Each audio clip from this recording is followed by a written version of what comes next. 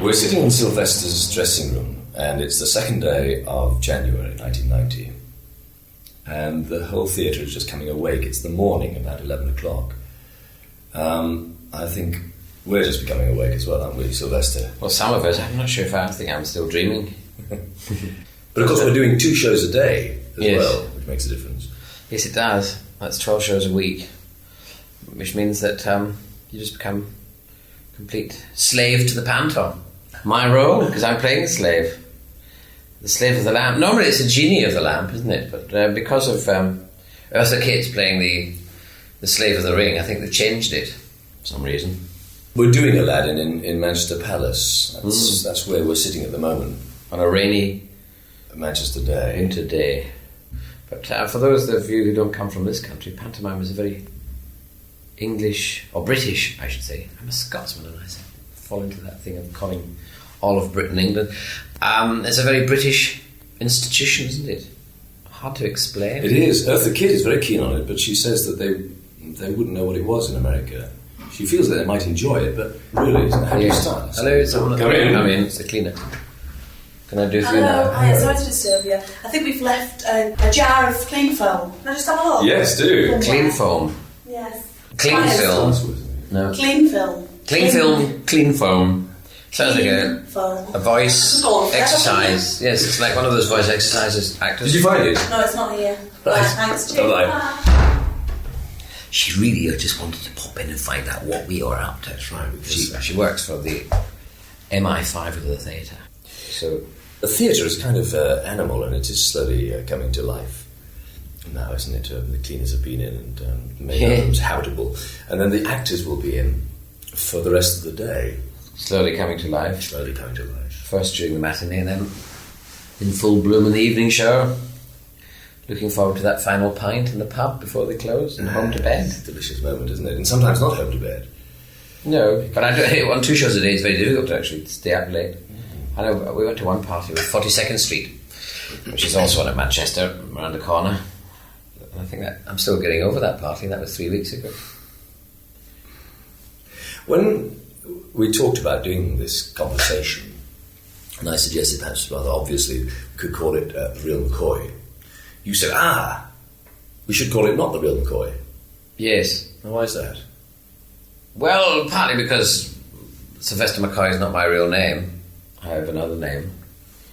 I suppose that's one reason why. Well, what is your real name? Percy James Patrick Kent-Smith, which is a bit large to put up in front of theatres. So being a man of great ambition, I decided to shorten it. But I didn't shorten it enough. I should have shortened it to Tom Mix or something. Because when you have to sign Sylvester McCoy hundreds of times on an autograph, you think, I wish it was a shorter name I'd chosen. And you were given that name by your parents, I suppose? Yes. My mother often apologised to me afterwards. It's not good enough, though, is it? She said she only called me after my dad. Poor old bugger. So that's why she just called me after him. And he was he came from England, which in England is a very respectable name, but in Scotland that name is has many connotations. Percy being partly has 2 connotations. One is that it fits in with the Cyrils of this world, and the other is that the Percys, as anyone who might have read the Shakespeare knows, used to invade Scotland. The Hotspurs, they used to invade Scotland a lot. So the Scots, it was thought not to be a nice name, so we kept that one quiet. But until I was about 9 or 10, I was just plain old Kent Smith, which I was very happy with. My family still call me that today. Do you mean that Kent was your first name? Yeah. So people called you Kent? They did, yes. Your parents called you Kent as well? Yes, well, my parents... I was an orphan, really. I was brought up by grannies and aunties, and they called me Kent. Because Percy, you couldn't mention it in mixed company in Scotland. Also, I think maybe I was called Kent because a local butcher was called Kent. And it's always very handy to keep in with the butcher. You got good meat. Yeah, you get the nice meat. Did you stay... The butcher must have thought I was named after him, so he gave us extra sausage. Where was this? Dunoon, Argyll, Scotland. Dunoon. That's... Dunoon's a bonny wee tune. It's the Highlands. It is, by the skin of its teeth. Yes. Geologically, it's in the Highlands. In fact, You can go down onto the beach and you can stand in the lowlands geologically and run back into the highlands. It is also psychologically in a way, because there's a great divide with the River Clyde between it and the lowland, or the industrial part of Scotland, or the busy part of Scotland. So I'm proud to be a Highlander, because it's a beautiful place, the Highlands. But you lived with not your parents? No, my father was killed during the war. He volunteered when he was 17, pretending he was 18, to join the submarines, and went out and was blown up off Africa. I discovered only recently, since I got Doctor Who, really. I mean, I knew he was killed because, in the telegram, we got the telegram saying missing in action. And then later, when I got this magnificent role of Doctor Who, someone wrote to me and said, we can't find any Sylvester McCoys, because they'd heard that mentioned, the fact my father was in submarines. They can't find any Sylvester McCoys who went down with submarines. We found a Sylvester, but not a McCoy. And then I wrote back saying, no, it was Percy James Kent Smith. And he wrote back and said, yes. Sent me a photocopy of a history of submarines and a description of the boat going down. Very interesting that was. And I found out it was African. I looked up the map. And also he mentioned the fact that the captain of the German ship that sank him is still alive and living in this village in Germany. I don't quite know why he told me that. Perhaps just to go and say hello. I'd quite like to have met the man. Maybe I still shall, really. Yes, there's possibilities. Yeah, because the thing was, it was a war, and my father was just trying to kill as many Germans as the Germans were trying to kill each other. So dreadful experience. I was still in the womb when it happened. It was always a kind of mystical figure, I suppose. Yes, I was a hero. I was born with a hero, and I used to run around with these medals, playing cowboys. And then I lost the medals, or gave them away. My mother met him in Dunoon, which was a haven, really. It was a wild little town during the war, because it's on the Clyde, and if anyone looks up the map, they'll see. It was a safe haven. It had mountains round behind it, and so when the Germans used to come and bomb Glasgow and Clyde Bank and the Clyde itself, because the Clyde was full of naval ships from all over the world, they'd miss Dunoon. They'd fly over the mountains, Dunoon would be gone, and they'd drop the bombs. So also the RAF used to come from the lowlands as well, across. My mother and my aunties had a marvellous war. Well, up until my father was blown up. Yeah. But so they had a great time, and then she met this rather nice Cockney called Percy Kent Smith, and they got married. And then as soon as they came back from the honeymoon, he was sent off in his submarine, and she never saw him again. So she didn't know him for very long? No, she only knew him for about 6 weeks, I would imagine. Just long enough to have you. Yes. He was a mystery. He had a large English family in London, and the Kent Smiths, and I came to see them and chat eventually when I was much older. Try and find out about him. I wanted to find out what he was like. And he seems to have been a saint. I find that a bit hard to believe, but I suppose he would be a saint, really, dying so young. He seemed to be quite a nice chap. There was one nice story about him, was that when the war came to London, and all his sisters and brothers were sent out, as children were, out of London to stay with various people. He actually cycled. He was a great cyclist, and he cycled all around London, visiting them once a week on his bike, so that they wouldn't feel lonely, which I thought was heroic in a very small way. Yes. And what happened to your mother? Well, my mother, she didn't quite get over it, I don't think. And about 8 or 9 years later, she had a nervous breakdown. I never got over that. No, she stayed in a mental hospital and died in one when I was 23 or 24, I think. So I was kind of an orphan. Then my grannies and aunties brought me up very merrily. We had a large Irish family, the Sheridans. Sounds like one of those stories that, a good name for a story, for a TV epic, the Sheridans. And they were quite epic people, really. Very theatrical, although they didn't know it. I think that's where I got my theatricality from. They were very Latin in their Irishness, or very Irish in their Scottishness. They weren't very dour Scots, they were very kind of... They used to argue wonderfully for years on end, over little things. But it was epic. And whatever they did was always done in a very big way. Did you feel you belonged to them? Yeah, no, not really. I I felt I was a visitor, really. They were great storytellers and wits. I had an aunt who, but she was a terrible snob, but I love her dearly. I loved her, she's dead now, but she was a terrible snob, but she was also very witty and very funny. And she used to take me from Dunoon across the water on a boat up by train to Glasgow to have tea in very posh tea rooms in Scotland, designed by, oh gosh, I'm so bad at names. Anyway, used to take me there and have tea. Very posh it was. And then she'd make me laugh, and I had a very rude laugh. And I would laugh my rude laugh, and then she'd scold me for this, because it wasn't the done thing to rude laugh rudely. Yes. And then she would proceed to crack another joke or witticism and make me laugh again, and I was in tears, and it was in terrible agony because she was very serious about my rude laugh. I mean, she was a terrible snob, didn't want that rude laugh, didn't do that. She was wearing her mink stole, and I was laughing rudely. But it was a great, wonderful agony, and I've never had that agony till years later when I was watching Fawlty Towers. I lived in one room at the time with my newborn son and Agnes, my wonderful wife, and no, we had a kitchen, that's right, but we had the television and my little boy was in his little cot, and I was watching it, and I didn't want to wake him up, and I was watching Fawlty Towers, and I was in hysterics, but I couldn't laugh. And so what I had to do is get up, run out of the room, close the door, and roar in the hall, and then come back in to watch some more. And so I relived that wonderful joy of laughing when you're not supposed to. Oh, it's a great, great feeling. So how old were you when you were sitting in the tea rooms in Glasgow? Oh gosh, I'm 12, 8, 9, I don't know those ages. And you were going to school in Dunoon? Yes, I went to school in Dunoon for a while, but then I come from being a Sheridan. One half of my family were Catholic, and the other were Protestant, I suppose. But I was brought up with the Catholic half, and I went to school, and we had a headmistress called Rosie O'Grady. Well, of course, we were immigrants, really, the Catholic community in Dunoon, in a very Protestant place, and being immigrants, we were more Irish than the Irish. Like on St. Patrick's Day, we have so much greenery. Birds would build nests in us and drop things on us. And we had this headmistress, Rosie O'Grady, wonderful name.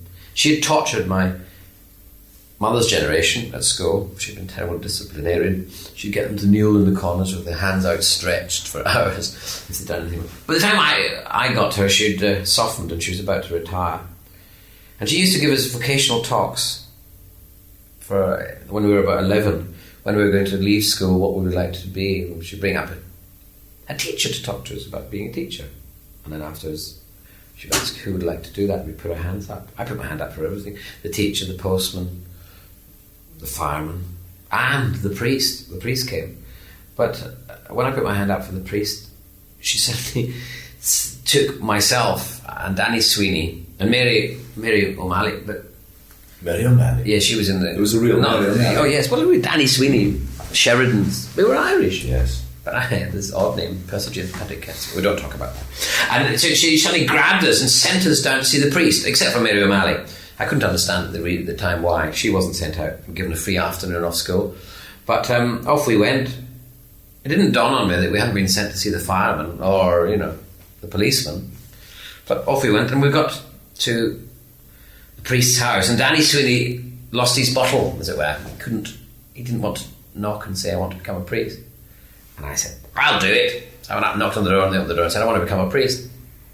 And before I knew it, I was my family were very proud of how, produced a priest, or a potential priest, and off I was sent to Aberdeen to become a priest. So I went to school in Aberdeen for a while. But once you made that choice, or that choice had been extracted, did it become more serious for you?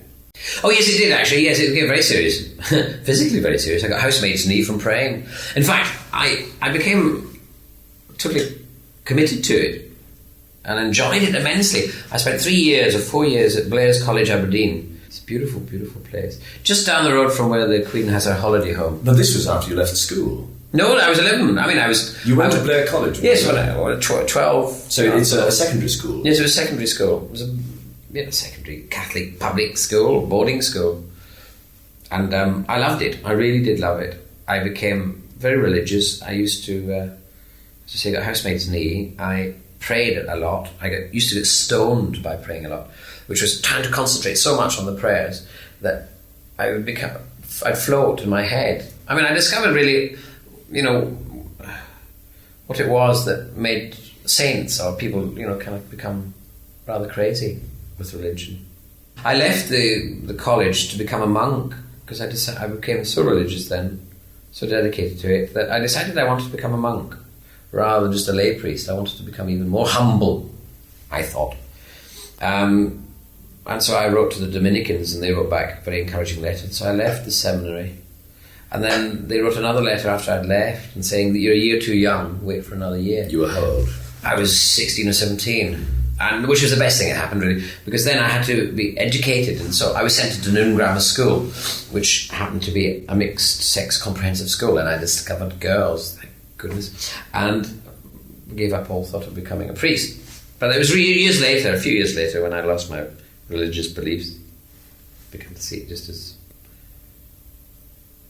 a kind of a superstition, and a kind of medievalism that was required, in ancient times, but has no real reference or relevance for today. How did that come about, though? Was it a gradual realisation? Yes, it was drifting away. It was a gradual drifting away. It's also a gradual realisation that, yes, through reading and things like that I started to question these brainwashed beliefs as they were. Because, as a child, as soon as you got to school, you were taught religion very, very strongly all the time. And it wasn't so much a rebellion against it, it was just a slow realisation that it was all hook'em, really. It wasn't true. Just impossible. Basic things like, why should, Jesus, the Son, this man becoming God, only come down once? And also, I suppose a lot of it was to do with the fact that my mother had spent a lot of her time in a mental hospital. My mother was a good woman a good, simple woman who hadn't done anything except boo to a goose. But why should she suffer? And all this promise of, after life, better life. Prove it. When you were there, you must have had the same thoughts. You must have had to rationalise, this time within the religion, about a problem of suffering, the problem of your mother. Oh yes, but then you were heavily, you were enclosed in a building where religion was pumped at you from every which way. Not badly either. It was the happiest 3 years of my childhood, but that was more because of the social thing and being with all these other people, and I enjoyed the harshness of the regime, although it wasn't harsh in a Dickensian sense or Tom Brown's School Days sense. We weren't beaten or anything. It was austere. It was austere. I quite enjoyed all that. And the question, because as soon as you uttered a question, there was, an answer from the maths teacher who was a priest, the English teacher, the geography teacher, your religious instructor. There was no area, there was no room. So you couldn't find out the truth for yourself. You had to. Well, there was no way. You were shut up in this building for most of the time. I couldn't even. I missed Elvis. I missed the arrival of Elvis. One of the great regrets in my life. I feel slightly lacking in development because I hadn't, as a teenager, I was the right age because we weren't allowed to listen to radio or anything like that. But I did get classical music, which was. Were you very quiet and studious? Oh gosh, no. Serious and. No, I wasn't. No, I was a bubbly little merry fellow. I was always laughing, and I wasn't. As far as I remember, I think of that part of my childhood as another character. It's like another. I look back on him, Kent Smith, the trainee pope, as a completely different character from the one I am now. And he seems to me to be a rather merry, bubbly little fellow, full of enthusiasm, who wasn't prissy in any way. And just committed to what he was doing. I suppose a bit like acting, really. In fact, I think it's similar to what I'm doing now, because I'm really committed to this. So you've just switched vocations, really? Yes, although they are very similar. When you couldn't go on to be a priest for a year, there was a breathing space. You saw the world more fully. Well, I saw one other half of the world more fully. Which you hadn't discovered else. But you've been brought up in in a female environment? When As you a were child, yes. Oh, yes, with aunties and grannies and things, yes. But I mean, during the, yes. But I discovered, it was like, just like, you know, as if a dam had burst. You know, I'd been held back for a bit in Blair's College, Aberdeen. Suddenly the dam burst and whee! I discovered the wonderful world of women. And how long were you there? During grammar school? I can't remember, 2 or 3 years, I suppose. I went until I was 17 or 18, and then I left. I did my hires, my lowers and hires, and then I left to come to London to visit my English half, the Kent Smiths, and just for a little holiday, but I stayed. I went and stayed. And then I went to a youth employment office, decided to get a job, and when they discovered I had a double-barreled name and had been to a grammar school, they immediately got on the phone, mightily impressed by these two irrelevant things, and sent me to the City of London, where I became a trainee something or other. It was very interesting. You see, grammar school, Dunoon Grammar School, sounds very grand, but in Dunoon, which was in the Highlands, it was the only school for miles. People used to come from the islands and, you know, board and lodge in Dunoon and go to school. Everyone went to Dunoon Grammar School. It wasn't just a grammar school as in the English sense. It was a comprehensive school, I suppose. But because they had that funny name, grammar, it really impressed the people in the City of London. So I went to the City of London and worked there in Fenchurch Street in insurance and reinsurance and Lloyd's underwriting. But I did find it very odd, London. Very odd place, very lonely place. Compared to Dunoon? Very, yeah, because Dunoon was a quiet little town, which in the summer was a holiday resort, but in the winter was very, very quiet. I'll tell you what interesting phenomena. I came, when it gets dark, when they put the lights out, well, they used to in the streets in Dunoon, because it was a very safe place, you know, about 9 or 10 o'clock at night, I suppose, and it got very dark, so you could see the sky and the stars, and there wasn't much light. And I came to London, and I was wandering around Soho, this wonderful place of pop music and sin. I was fascinated by all this, and I was kind of romanticising that I was like maybe Toulouse-Lautrec, or one of the great painters that used to mix with the low life. And I was wandering around. I mean, I'd only just arrived in London, and I didn't notice it get dark because of the lighting. And I remember it was 11 o'clock at night, and I looked up, just by accident, looked up and saw that it was dark beyond the light. And I was completely amazed by this, because I'd never been used to it. Because in Scotland as well, in the winter, it's kind of sometimes it hardly gets light, it's not all night, not quite as far north as that. But, there's a general dusk about the place. I never noticed.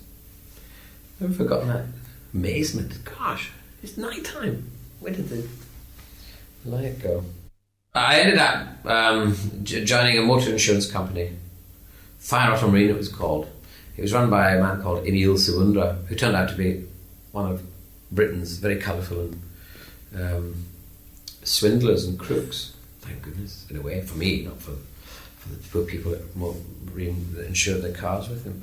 But so his company went bust. I was just working for it, and it went bust. And I thought that's some fate has taken away. I don't want to go. I hated working. I hated this kind of work. Not working. I love work, but I hated insurance. I hated paperwork. But then when the company went bust, I took that as an omen to leave. So I did. I left and became a hippie, which was a good time because everyone else was being a hippie, so no one noticed. And then, as luck would have it, I was living in this wonderful madhouse in Hampstead, which was full of bohemians, and one of the there was a hippie there who was a cook at the Roundhouse Theatre in London, and she said, look, they're looking for someone in the box office starting up this theatre. And so I was a hippie who could count, and I got the job in the box office, and I started working in theatre, and I enjoyed that immensely. And because of my training in the city, I was good at. What did you enjoy about it? Well, I enjoyed the relaxed atmosphere. There was, like in the city, there was one time I remember where it was very hot, and I took my jacket off, and I was told off for taking my jacket off without permission, because the city, I'm sure it's not like that now, but in that time it was run like the British public school system. Stupid, ridiculous, idiotic laws, that they made up just to oppress people, just for the use of petty authority, which I've always hated anyway. I've always had a great hate for authority. dislike for it. I feel it has to prove itself every day and be found wanting. But I like this very relaxed atmosphere where you could count up and not, you could do what you liked at the same time. You still do a very good job. The job was required and dress code was as you wish. And you also had this contact with theatre. You hadn't had that before? No, not really, no. So I had contact with theatre, and I didn't think of going into it. I just thought that here I had at last found a good career in theatre administration, perhaps eventually. Mm. And then there was an actor collecting the tickets that I was selling. He was out of work at the time, and his name was Brian Murphy. Has become very famous. Wonderful man he was. And he presumed I was an actor, and I didn't tell him I wasn't. I just thought it was rather nice to be thought to be one of these exotic creatures. And then one day Ken Campbell, director and writer, came in, and someone had let him down. He was setting up a new group called the Ken Campbell Roadshow, and he said to Brian, "Look, I've got this mad show. I need someone to fit in ever so quickly. I've got dates at the end of the week. Can you recommend anyone?" He said, "Well, that's the kind of box office. He's completely out of his head." So he came up to me and said, "Would I like to join his group?" And I said, "I'm not an actor." I said, "No, it doesn't matter. Come, be an actor." So I went to become an actor. And I met him, I think a week later, that's right. I went up to meet him in Manchester. Funny enough, where we are here. And I got myself a silk scarf, which dangled down, because I thought that's what actors had, really, the silk scarves. And a blazer. I borrowed a blazer from someone, and I arrived at Manchester Station to see Ken Campbell completely covered in denim, looking slightly ridiculous, because he never did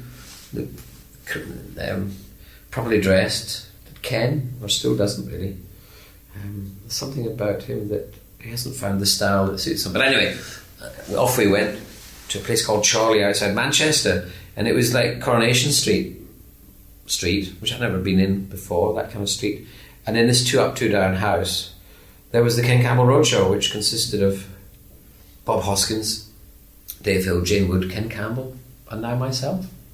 And we proceeded to do shows around pubs and clubs in the north of England, and then expanded to theatres and to international acclaim in Germany and Holland and Belgium and places. When you joined the Ken Campbell Roadshow, were you still Ken Smith? Yes, I was. I was Ken Smith for a little while, and then I always felt that it was the wrong kind of name for the type of acting that seems to have come out of me. Because Ken Smith is kind of a matinee idol sort of name, square chin chap. In fact, there was an American, or still is, an American actor called Kent Smith who became a kind of a matinee idol in B-movies, American B-movies. And I never quite thought I was he.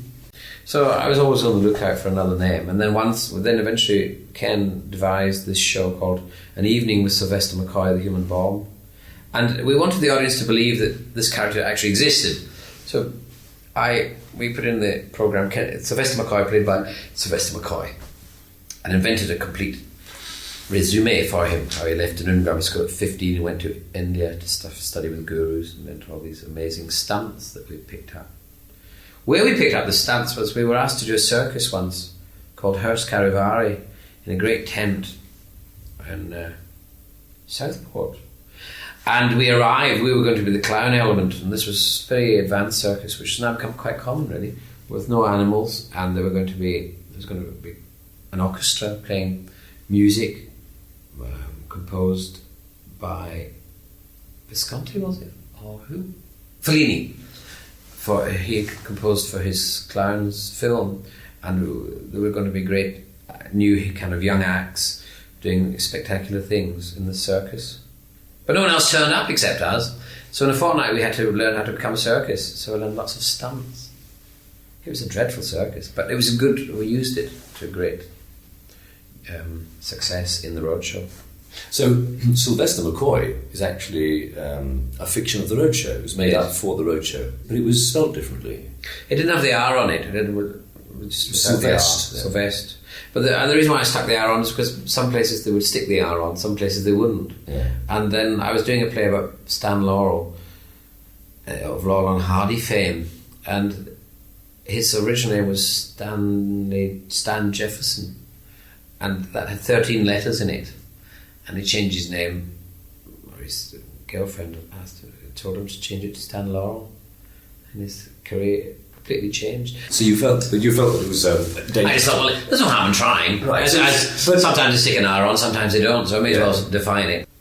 Here I am, Doctor Who. Yes, but you'd accepted this thing, and you'd become somebody else, really. Had you? Well, yes. Did it feel like that? Because having moved from being a priest and being then somebody upright in the city and hating. I wasn't the upright. position. When I worked in the city. Upright. You hated that position. So. Yes, I was more a trainee alcoholic than a trainee executive. I wasn't upright at all. The opposite. So you then must have felt that you didn't fit in properly. You had to find a niche for yourself, and this niche of being an anarchic actor was one that you felt quite happy with.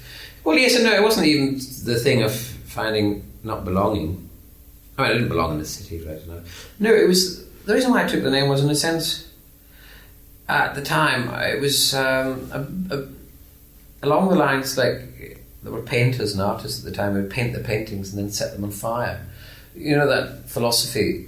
And in a way that I, as an actor, didn't matter who I was. I was an actor. That's all that mattered, really.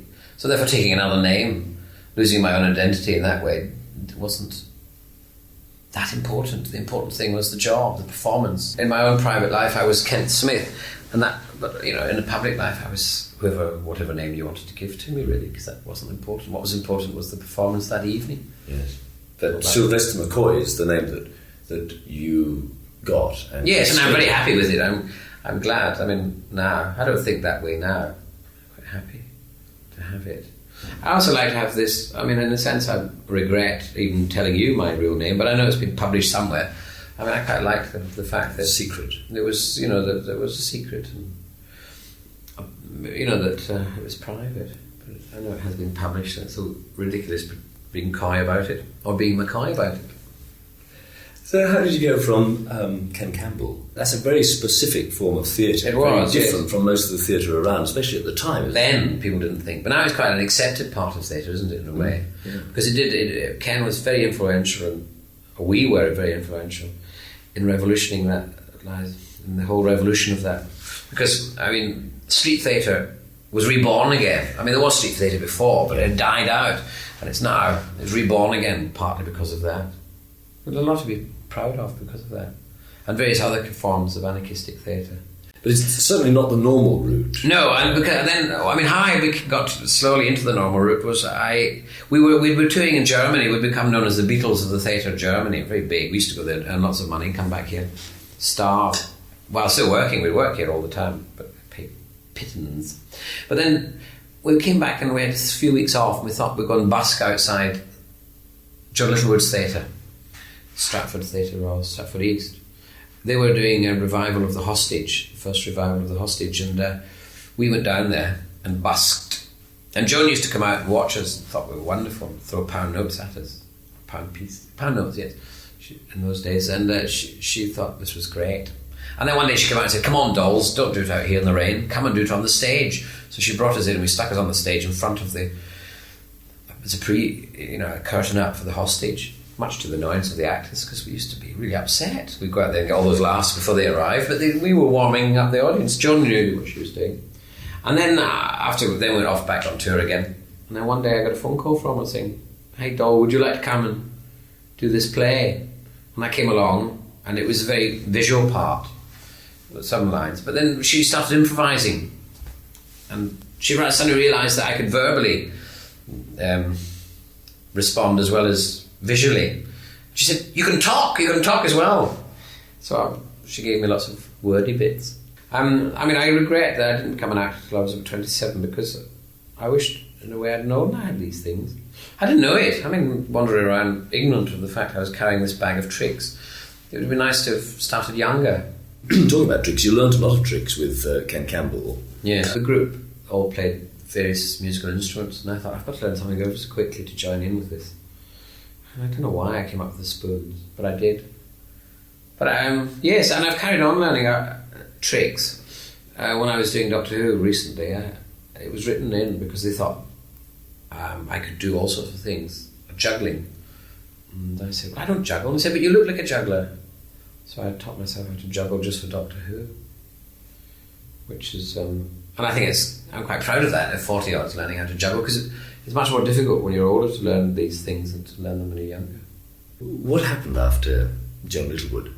Well, after John Littlewood, I ended up working for Richard Eyre at Nottingham Playhouse, because Richard took up the Ken Campbell Road show as well, and he employed us as a group for Bartholomew Fair to play the fairground people, which was a brilliant idea. It worked so wonderfully well.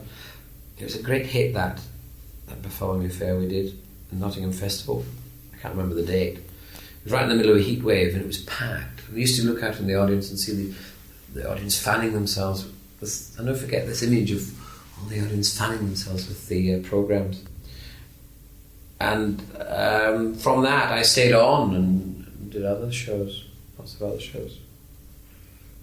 Ken Campbell wrote a musical called Walking Like Geoffrey. I played Geoffrey, who was the village idiot. It was based on a tale where, in the medieval town, the taxman had come to a village near Nottingham to collect tax and hadn't taxed the village idiot. So the next year, the whole village decided they were all village idiots.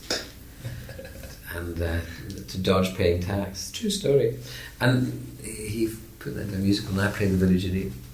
And then I went on to play Servant and Two Masters, which was a big success. Then came down to London, to the Windmill. Oh, no, not the Windmill, sadly. Wimbledon. And then I carried on, you know. And you carried on for what, 10 years, 15 years? I've now been an actor for 18 years. 18 years.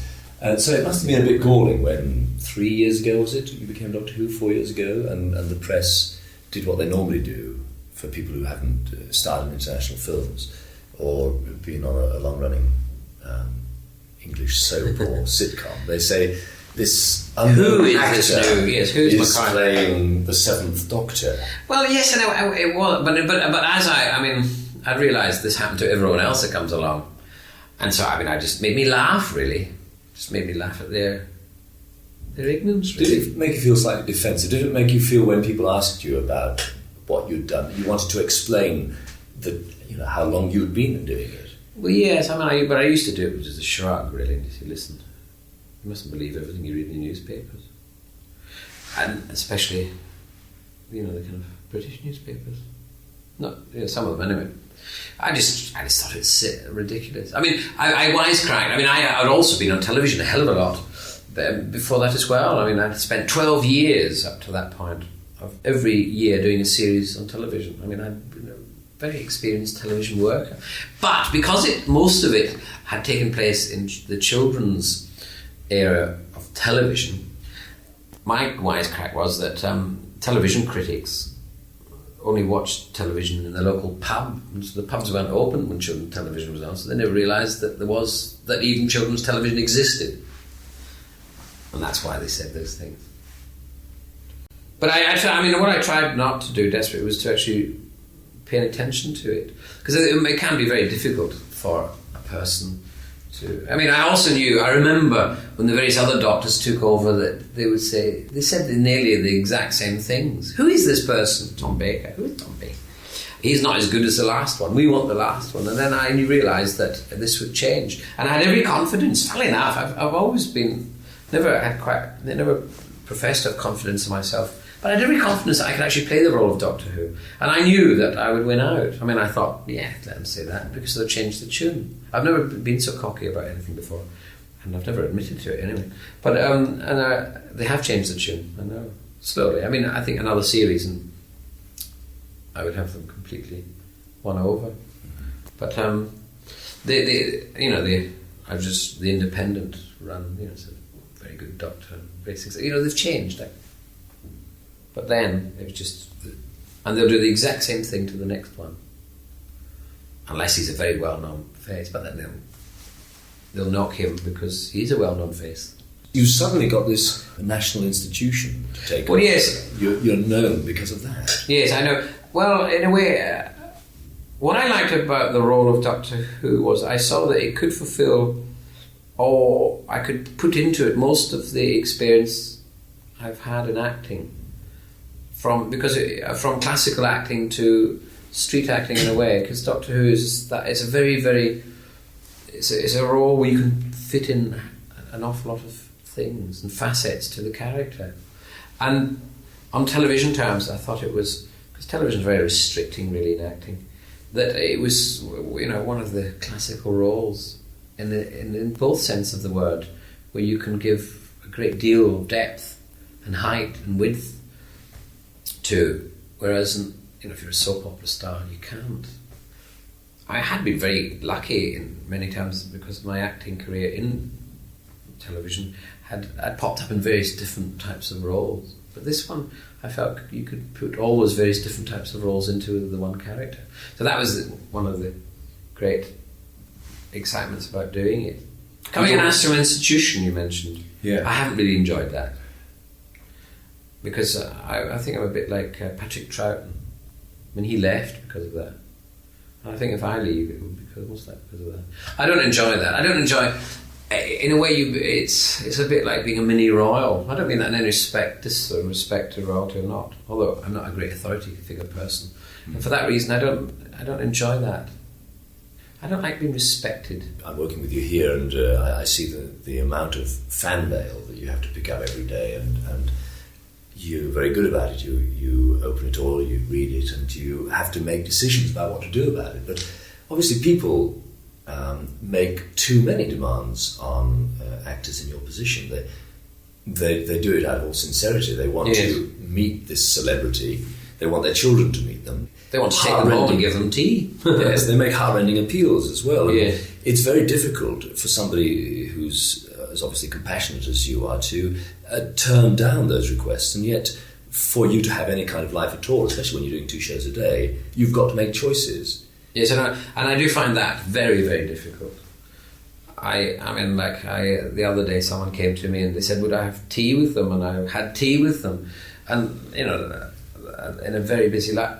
And then again they came back and said, would I have 5 more minutes the next day with them?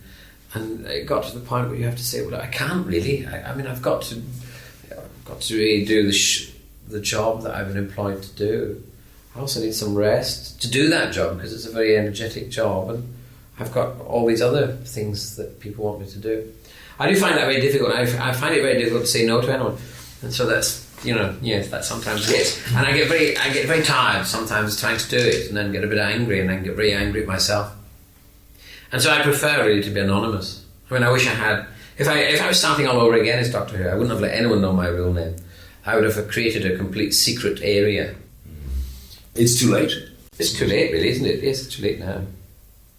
But that's the one thing I've got against the job is that side of it. I find it, being a national institution, very, very odd. And I mean, like other national institutions, like the Royal Family or whoever, they have lots of help. I mean, you're just chucked into this totally untrained. The BBC didn't even tell me how to hold a press conference, and you have to become a politician suddenly. I mean, it's very, it's like you have to watch what you say. And of course, being half Irish, it's very difficult to watch what I say. and also being a bit of an anarchist, I do want to, This word anarchy has come up several Yes, times. well, it's the small A. I'm not one of those ones that go around with... You're a natural anarchist, it seems to me. In fact, I wrote down 3 words when I was thinking about how you came across. Anarchy was the first word I thought of. Energy was the second word, and comedy was the third. Playing the Doctor, it seems to me, in what I've seen you do, what is very important is not just that light side, the fooling about, the comedy, but there's a very dark strand as well. Is this part of you, the sad face of the clown, is the smile really just painted on?